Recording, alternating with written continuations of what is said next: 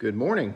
Well, I have gotten behind in making my videos. Last time I made one for 1 Timothy chapter 6, I was standing next to a Sasquatch sculpture at a ballpark. So yes, you can't make that stuff up.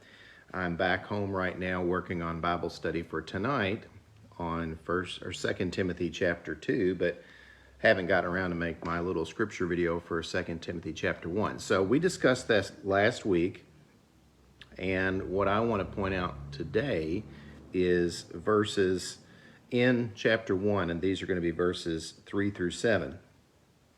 These letters that Paul wrote to Timothy, his young protege, are instructive to a young leader in the church. And this particular letter, the second one, could in fact, and probably is, the last thing that Paul wrote that was kept and chronicled in the Bible. He was soon to be taken to the chopping block for execution. After a short introduction to Timothy, here is a paragraph about family heritage and about where Timothy has come from. So starting at verse 3, it says, I am grateful to God, whom I serve with a clear conscience, the way my forefathers did, as I unceasingly remember you in my prayers, night and day, longing to see you, having remembered your tears, so that I may be filled with joy, being reminded of the unhypocritical faith within you, which first dwelt in your grandmother Lois and your mother Eunice, and I am convinced that it is in you as well. For this reason I remind you to kindle afresh the gift of God which is in you through the laying on of my hands. For God has not given us a spirit of timidity, but of power and love and self-discipline. This happens to be the reading from the LSB, the updated version of the New American Standard Bible, trying its best to hearken back to the original languages.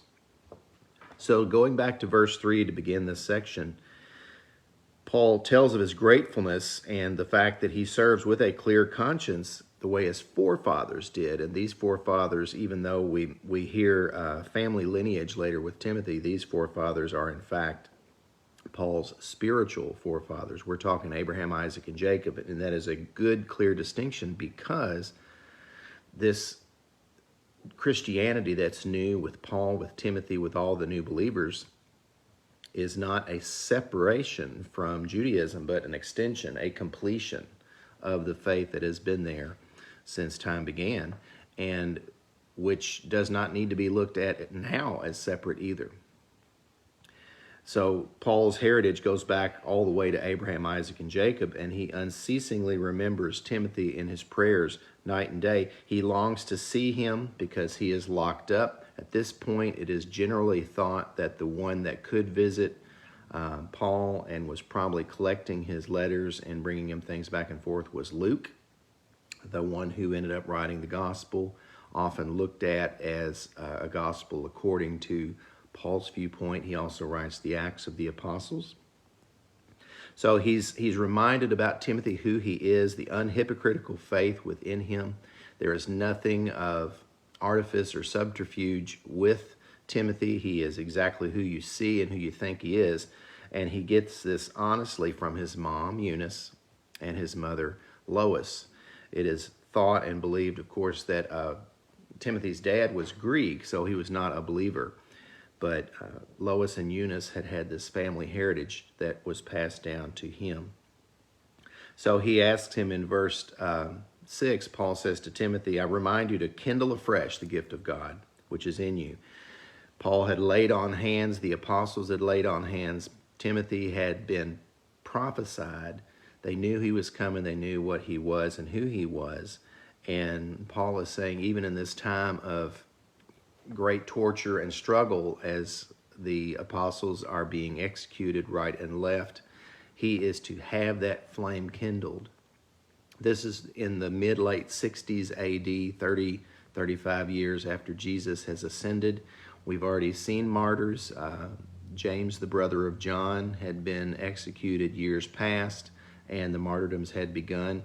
Sometimes it's thought that Peter might have died in a very close time frame to Paul. maybe both in Rome. Remember last summer, Harriet and I visited the final resting places of both, built over the places where they were thought to be executed and buried. Regardless of all that, it's on. And it ends this section, this paragraph, "For God has not given us a spirit of timidity or fear, but of power and love and self-discipline," or self-control. He's reminding Timothy, stay strong. We are not of a faith built on fear. We are of a faith built on the power and love and self-discipline of God. And I would underscore that to all of you as believers in the 21st century AD, that we're often very much tempted to live in fear, to have hesitation, to have this timidity as it's translated in the LSB, but we can't.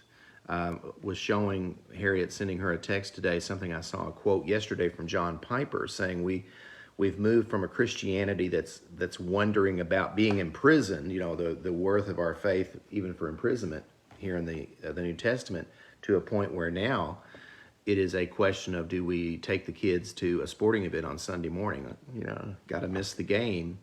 We can't do that. We can miss worship. It's optional. It's not required to be in regular attendance at a church or a Bible study or anything in the name of the church. We can't miss the ball game. And I say that as an absolute huge sports fan who helps run a league right now, Henry County Co-ed Church Softball. We've gotten out of control.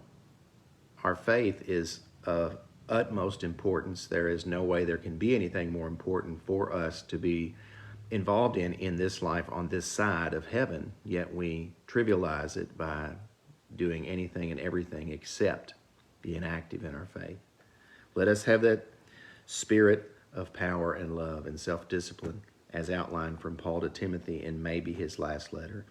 We'll be at the church tonight. We have Awana for the kids. We have Bible study for anyone else that wants to be there. We start at 6 with our fellowship meal in the fellowship hall, and then disperse to our groups at 6:30. Come join us, and if you can't be with us in person tonight, we do offer the Bible study portion of the evening by Zoom, and you can text or message me through Facebook or call to get that link. I've already sent it out to some of our faithful Zoom Bible studiers. So be with us tonight. See you then.